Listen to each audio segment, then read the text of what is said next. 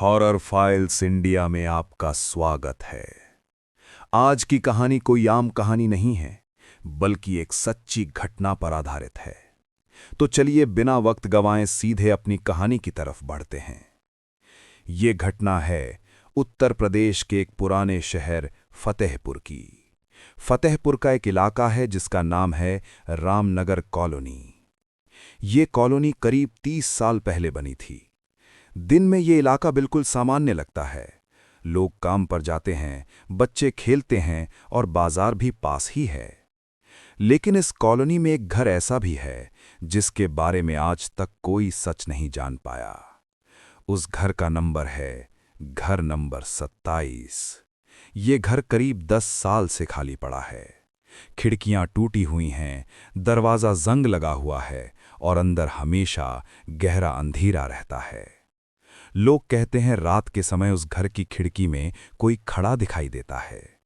लेकिन अजीब बात यह है कि उस घर में कोई रहता नहीं। ये कहानी शुरू होती है साल 2022। सर्दियों का मौसम था। रामनगर कॉलोनी में एक नया परिवार रहने आया। परिवार में थे राहुल, उसकी पत्नी पूजा और उनकी छोटी बेटी आर्या। राहुल एक बैंक में काम करता था। नई पोस्टिंग के कारण उसे इस शहर में आना पड़ा था।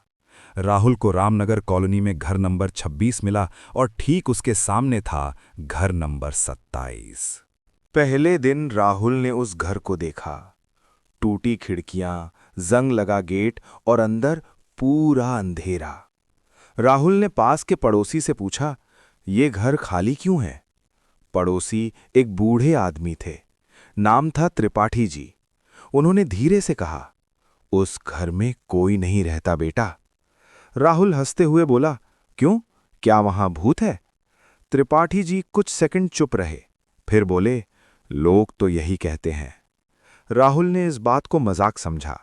लेकिन उसी रात करीब रात के 12 बजे राहुल की नींद अचानक खुल गई। उसे लगा जैसे कोई खिड़की के बाहर खड़ा है। राहुल ने धीरे से पर्दा हटाया और सामने देखा घर नंबर 27। उसकी टूटी खिड़की में कोई खड़ा था, एक आदमी, काला साया, जो सीधे राहुल के घर की तरफ देख रहा था। राहुल की सांस रुक गई, लेकिन तभी वो साया धीरे धीरे मुस्कुराने लगा।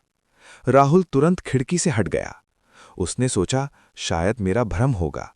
लेकिन तभी राहुल की बेटी आर्या की आवाज आई, पापा। राहुल तुरंत उसके कमरे में गया। आर्या डरी हुई बैठी थी। उसने धीरे से कहा, पापा, सामने वाले घर में वो अंकल मुझे देख रहे हैं। राहुल का दिल जोर से धड़कने लगा, क्योंकि उसने ये बात आर्या को बताई ही नहीं थी। और तभी घर नंबर 27 की खिड़की में खड़ा साया अचानक गायब हो गया। राहुल कुछ देर तक खामोश खड़ा रहा। उसका दिल तेज धड़क रहा था। उसने फिर से धीरे धीरे खिड़की की तरफ देखा। सामने घर नंबर 27 था, लेकिन अब उसकी खिड़की पूरी तरह खाली थी। राहुल ने खुद को समझाया, शायद ये सिर्फ मेरा भ्रम था। लेकिन तभी उसकी बेटी आर्या ने कहा, पापा, वो अंकल अभी भी खड़े हैं। राहुल चौंक गया।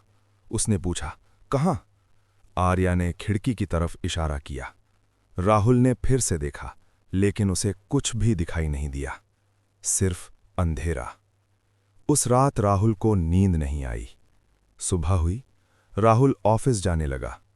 दरवाज़ा बंद करते समय उसने एक बार फिर घर नंबर 27 की तरफ देखा। दिन के उजाले में वो घर और भी डरावना लग रहा था। टूटी दीवारें, जंग लगा गेट और खिड़कियों पर जाले। राहुल ने सोचा, शाम को त्रिपाठी जी से पूछूंगा। शाम को ऑफिस से लौटते समय राहुल त्रिपाठी जी के घर गया। त्रिपाठी जी आंगन में बैठे थे। राहुल ने सीधे पूछा, सामने वाले घर में पहले कौन रहता था? त्रिपाठी जी कुछ पल चुप रहे। फिर उन्होंने धीरे से कहा, वहां एक आदमी रहता था, नाम था मनोहर सिंह। राहुल ने पूछा, अब वो कहाँ है? त्रिपाठी जी बोले, मर गया। राहुल ने पूछा, कैसे? त्रिपाठी जी ने धीरे से कहा, लोग कहते हैं उसने खुद को घर के अंदर बंद कर लिया था। कई दिनों तक वो बाहर नहीं निकला। फिर एक दिन घर से बदबू आने लगी। जब दरवाज़ा तोड़ा गया तो वो खिड़की के पास मरा हुआ मिला। राहुल के शरीर में सिहरन दौड़ गई। उसने धीरे से पूछा, खिड़की के पास? त्रिपाठी जी बोले, हाँ, ठीक उसी खिड़की के पास जो तुम्हारे घर की तरफ है। राहुल चुप हो गया। उस रात करीब रात के 1 बजे राहुल की फिर से नींद खुली। कमरे में अजीब सी ठंडक थी। राहुल ने धीरे से खिड़की की तरफ देखा और इस बार उसकी सांस रुक गई, क्योंकि घर नंबर 27 की खिड़की में वो आदमी फिर खड़ा था। लेकिन इस बार वो अकेला नहीं था। उसके पीछे एक और साया खड़ा था और वो छोटा था, जैसे एक बच्चा। और तभी आर्या की आवाज आई, पापा, वो अंकल मुझे बुला रहे हैं। आर्या की बात सुनकर राहुल का दिल तेज धड़कने लगा। उसने तुरंत खिड़की की तरफ देखा। घर नंबर 27 की टूटी खिड़की में वो आदमी अब भी खड़ा था। उसका चेहरा अंधेरे में छिपा हुआ था, लेकिन उसकी आंखें सीधे राहुल के घर की तरफ देख रही थीं और उसके पीछे वो छोटा साया धीरे धीरे हिल रहा था। आर्या धीरे से बोली, पापा, वो अंकल कह रहे हैं मैं उनके साथ खेलने चलूं? राहुल का शरीर सिहर उठा। उसने तुरंत आर्या को अपनी गोद में उठा लिया। नहीं बेटा, वहां कोई नहीं है। लेकिन तभी घर नंबर 27 की खिड़की धीरे धीरे अपने आप खुल गई। चर्र। राहुल की सांस रुक गई। अब उस खिड़की के अंदर वो आदमी साफ दिखाई दे रहा था। उसका चेहरा पूरी तरह पीला था और आंखें काली। वो धीरे धीरे अपना हाथ आर्या की तरफ बढ़ा रहा था। आर्या ने मुस्कुराते हुए कहा, पापा, वो मुझे बुला रहे हैं। राहुल अब डर के मारे कांपने लगा। उसने तुरंत पर्दा बंद कर दिया और कमरे की लाइट जला दी। कुछ देर बाद आर्या सो गई, लेकिन राहुल पूरी रात जागता रहा। सुबह होते ही राहुल सीधे त्रिपाठी जी के पास गया। उसने पूरी बात उन्हें बता दी। त्रिपाठी जी का चेहरा एकदम पीला पड़ गया। उन्होंने धीरे से कहा, मुझे डर था एक दिन ऐसा होगा।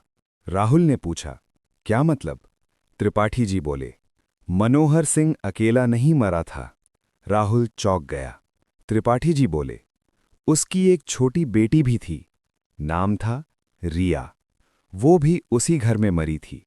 राहुल के पैरों तले जमीन खिसक गई। कैसे? त्रिपाठी जी ने धीरे से कहा, कहते हैं मनोहर सिंह पागल हो गया था। उसे लगता था लोग उसकी बेटी को छीन लेंगे। एक दिन उसने घर बंद कर लिया और फिर दोनों की लाश खिड़की के पास मिली। राहुल का गला सूख गया। उस रात राहुल ने फैसला किया, वो ये घर छोड़ देगा। लेकिन उसी रात करीब रात के 2 बजे राहुल की नींद अचानक खुली। कमरे का दरवाजा धीरे धीरे खुल रहा था। चर्र। राहुल ने देखा, आर्या धीरे धीरे दरवाजे की तरफ चल रही थी। उसकी आंखें बंद थीं, जैसे वो नींद में चल रही हो, और वो सीधे जा रही थी घर नंबर 27 की तरफ।